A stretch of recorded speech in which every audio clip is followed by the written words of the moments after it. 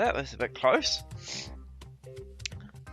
Hello, and welcome to Infinity Evolved on the FTOG server. Before we get too far into the episode, unfortunately we have had some sad news. Back in, I think it was episode 3 or 4, I pulled out a sword. Between the last episode and this episode, unfortunately, passed away. As you can see, the King Slime Longsword, which I've been using forever, is now broken. Oh well, get rid of that. Right, in the last episode, we worked on the maze for the co-op puzzle that I'm doing for the server. I've done a few tweaks since we last looked at it, but I'm not going to give too much away. But in this episode, I'm going to look at doing the next part, or even maybe the final parts for the puzzle, because mazes can be a bit boring, and I like to add a bit of brain challenge in there as well. As you can see, I've already cleared out part of the area behind where the entrance is, which is where a lot of it's going to go. But what I'm going to do now is I'm going to go off and do some extra setup, and I'll come back when I've got to give you a progress update. Okay, bit of a progress update. I've made some holes. Yep, that's pretty much all I've done. I've put a wall up and made some holes. But the plan, of course, is to have two separate rooms. So these are two separate holes. This one here will be one puzzle, and this here will be the other puzzle.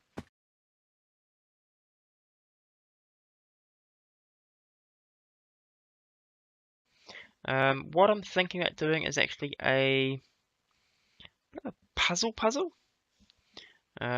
I know that's probably sounded quite weird, but an actual button puzzle. So the idea is you'll have a couple of pathways along here, and various ways of getting to the other side. And over here you'll have an exit, which you have to press to get a correct sequence on the buttons to actually open. So I'm going to go off and make some blocks up, because I do need some blocks.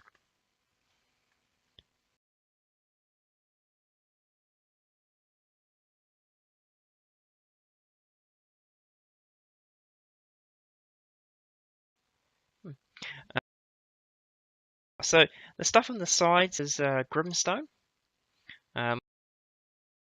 which is just made with stone and coal. Pretty easy stuff to make. And what I was planning on doing for the pathways to make it a little more challenging, is to use concrete.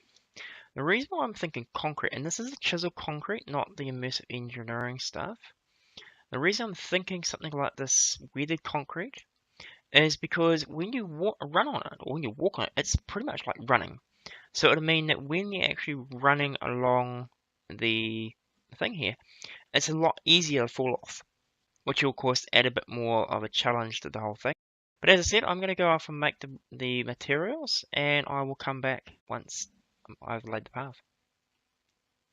Okay, while we wait for the concrete to craft up, it's not too hard to make. You just put some gravel into a smeltery, or in my case I'm putting in the induction smelter because I need quite a bit of it. While we're doing that, in the last episode I talked about red ally wire. In this episode I suspect we're going to need to have a little more control over where the inputs are coming in. So if we look at, this is from Project Red, we'll look at what Project Red provides. There is another extension of this cable. There it is. It is the bundle cable and the just standard isolated cable. So the insulated cable is just the red alloy ingots, which were made in the past, and we were using those to make the to make the normal alloy wire, plus some wool. Okay, and it's just the same color wool as the color you want. Now what this does is it isolates this circuit from, let's say, a orange circuit or a magenta circuit or whatever. And then to make the bundle cable, which is a combination of all of them. So it's just some string and a few of the cables together. Now, so what we'll do is we'll make some. Actually, we need to make some alloy ingots. Don't we? Haven't made any of those yet. So I need to grab some redstone. I've got some redstone quick nearby. Redstone. And we'll just take what's left in there for now. I've got a few blocks in there I can grab later. And we also need some iron. Don't have a lot of iron on it.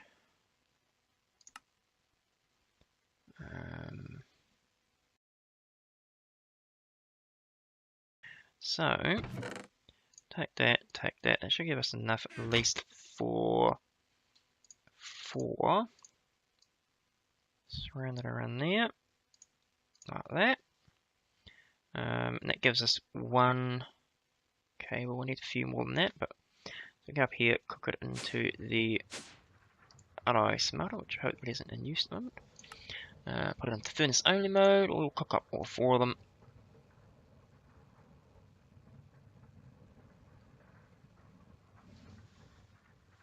And then put that back into alloys only.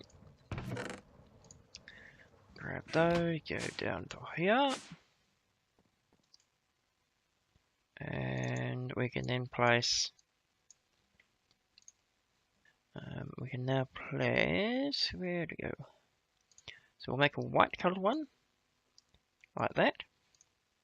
You can see it makes 12. So it's not actually too bad.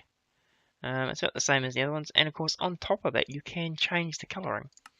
So if you want to change it, say, to blue or another colour, you just need to mix it with some string and some dye. So of course we don't have to use all of this. So we'll just put that into there and into there. I don't know what happened there, that was quite odd. So I'll make 12 of those for now. And then of course, as I said, we want to make some bundle cable. Oh, that's not bundle cable. That's bundle cable. Oh, then a string. What the hell would we have this string? String.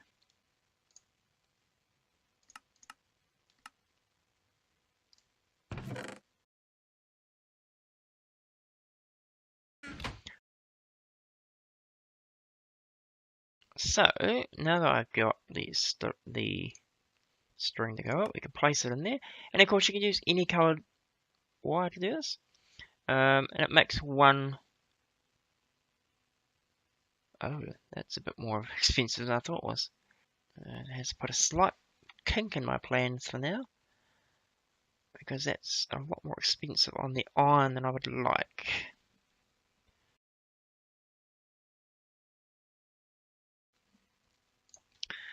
Which does mean I'll be here for a little while. So if we put this down to here, and basically what I'm saying is so you've got your normal coloured, your alloy wire. As you can see, this one's coloured. It's also covered so that it doesn't touch. So in this case here, it will touch because it will touch the alloy wire. And you can see the alloy wire is actually going through the block there. Now it will connect to white. Oh, that's not what I was expecting. Where did that guy go? There he is. And it will also connect to the bundle cable. Now as you can see, the bundle cable has many different colours. Now it'd probably be helpful if I crafted up some more cabling so that's a bit more obvious. Let's do that now. Make some red. So of course the red one looks similar to the alloy wire, but it's not. We go over to here and you'll see it won't touch. It won't connect to the white. It will connect, however, to the alloy wire, which does lead a problem if you are trying to join them. But of course, you just need to put something to split it. For example, if we do this,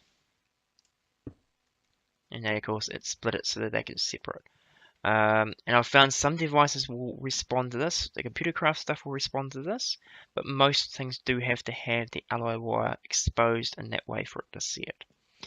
Now, if we also want to, so it won't connect to the yellow, but it'll connect to the bundled. However, it's not sending a signal along the wire along the white still. We could then go in and place, if we were to put that there, and we would say, okay, let's do the red, and then we will put a single piece of alloy wire. If we do, we have any glowstone lamps for an example? So look, lamp we don't. Oh, look at that.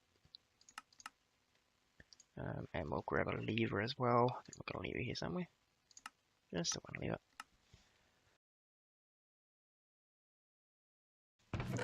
There's two of those, one of those. So connect this guy up to here, and that guy up to there, which is not going. Is that gonna work? No, it's not gonna work, is it? Let's just test it. So if I put. Okay. I was not expecting that to work. So if we put this here, right? So the red cable technically goes along here, around here, along there, along there. So only this light should turn on. But of course, because it's not on the white channel, it won't follow this path. Whereas, of course, if we had standard alloy wire all the way along here, which I don't have any spare, it's not helpful. But yeah, if we had this, if we had just the standard wire along there, it would then end up powering both of them. So that's why we're going to be using this, because of course we're going to have multiple buttons around, and we need to be able to compare the signals. So I'm going to finish crafting up all the stuff we need for this, and I'll be back once that's done. Okay, so as you can see, everything is now crafted up, hopefully. And you can see from the pattern here, or you can see from the floor here what I was planning on doing. And as you can see, if I run around here, it is really quite fast, and the idea is to, of course, get to here. But of course, it's not quite that simple, because there are the buttons on the wall, and the theory is that you have to work out what the order the buttons should be pressed in. Now, to do this, we're going to need to install a computer. So I forgot to mention that I will need a computer, which I've got here. And replace it probably around about here. About there should be fine. Yeah, put it there. Alright. No, sorry, what am I doing? Put it down. First thing I'm going to do is place it there. And we'll give it a label so that if it gets broken, it's not going to lose all the programming. We'll call it puzzled main. Unlike a turtle, you don't need to give it any power. And then what we need to do is we need to run the cabling along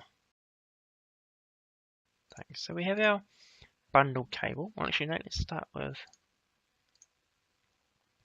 So I have on each of the buttons, and I'm having inventory problems again. So if we find our buttons, which are over here, and this wall I'll probably make higher, so this room is separate from this room. So we'll make the blue cable, this one here. So as I said, we need to just double check that we are in the correct place. Yes, so we'll put the blue cable there.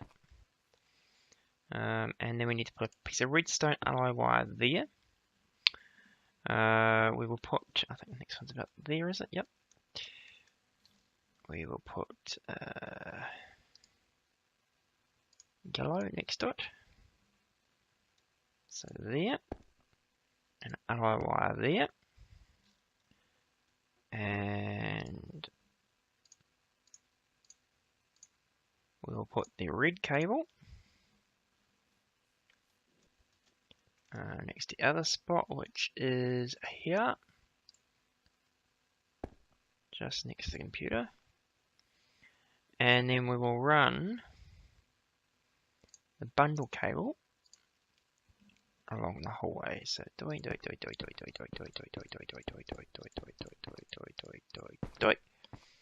so that goes along there.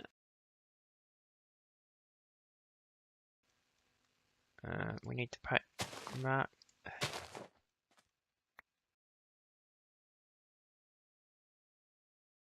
make it go in that way like that. And then the computer the computer will read that as the back. Oh, actually, no, that's the wrong way around.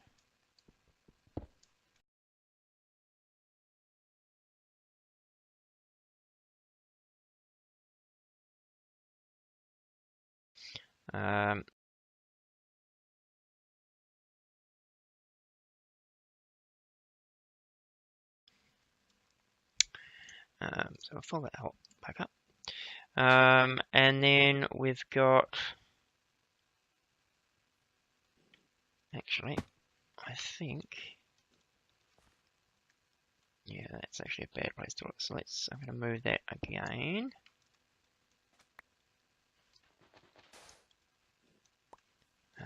We will place the computer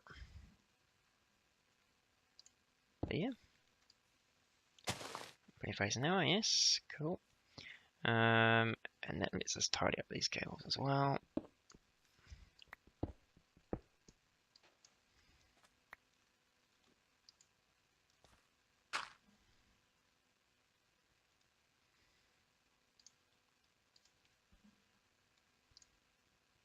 So there. We'll run that into the back, like so. And of course, as you can see, it's connected up. We want to run a cable from the top of the computer. From the top. Which means it's coming out there, so it looks like it's coming out. Run that up to here. Run it along here somewhere.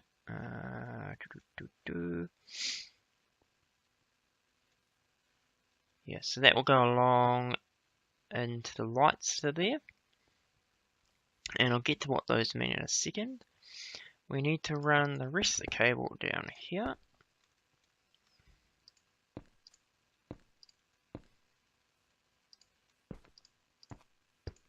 Hopefully I've got enough cable, I think I do.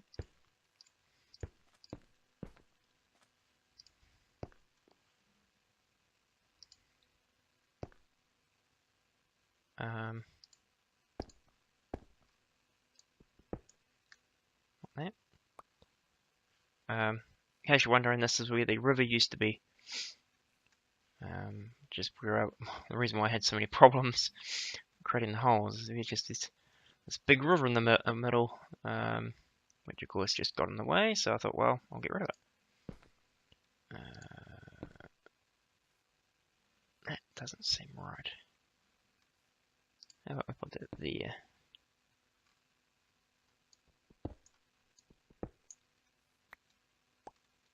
That should work. So put that along there. And of course, you just need to work out the buttons are. And place our cabling, which will be, is that white? So, oops, I didn't pay attention to what that was. It is there. Oh, no, it's not. Okay, actually here. So place that there with a piece of redstone alloy wire above it. like that, because that will pick up on the press. And we will also place the other cable, which will be light grey. A1.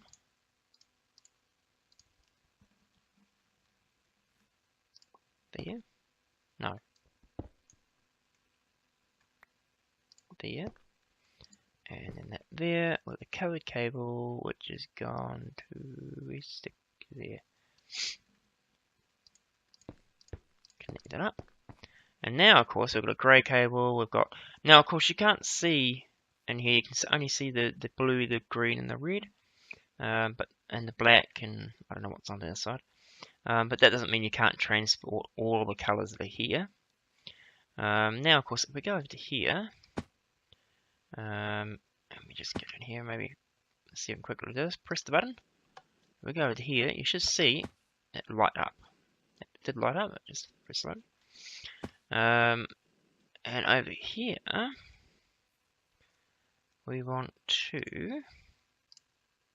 Okay, so over here, and what I'm going to do, I'll set up this guy here to actually do the, to be able to read the signals, and I'll come back when that's done.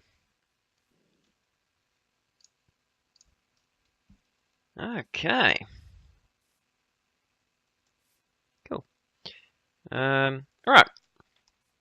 So, as you can see, I've put the drawbridges in, and we'll just cover those off, and camouflage them. Oops. Camouflage them so they look like dirt. You can see, as I said, about the bundle cable and the cables coming out. This is how it's set up. And I'm just showing you this before I cover it up. So, of course, you've got the blue cable here, which goes blue, which comes out of the it comes out of the bundle cable underneath there, which I don't know if I can. Yeah, so there's a bundle cable. It turns into the blue cable, which then turns into red yellow wire. I've then got a cover to separate the next one, which is the white and the red yellow wire, and that just continues down along here. Of course, you've got to remember which colours you got where, so you can control it. I've run all the cabling along, as you can see, along here, and I've set up a computer program which is set to start when someone enters, or when the computer starts up, so it's running on startup. So what the purpose of this is obviously, obviously someone will come into here and run in, and they won't have a jetpack or anything else, because the jetpack does make it very, very easy to actually finish this off. But if we were to emulate having a second person, so let's just go place a lever over here, like that. You'll see that with that on, there is one lamp on. Now the idea is it's a bit of a timing puzzle, and it's up to. Now, it's not possible, as far as I'm aware, not possible to do this with only one person, which is why I need to put a lever on it just to ensure that it can be pressed on. But if we give it a try, so if we press, we'll start over here, 1, 2, you can see that when I press the 2 there, they will, 3 will turn on, 4 will turn on, and if I go too slow, you'll see that it slowly goes back down. And it really depends on which one you press as to how long a time you've got. As you can see, it's going down, whereas one of the other ones may have a longer timing. So the puzzle is really to work out which order you need to press the buttons in order to open the door. And I can test and I can confirm that if we do it this way, it does take a very quick motion to do it. Very quick motion to do it. I think on this one. Let's go back over here. Doing.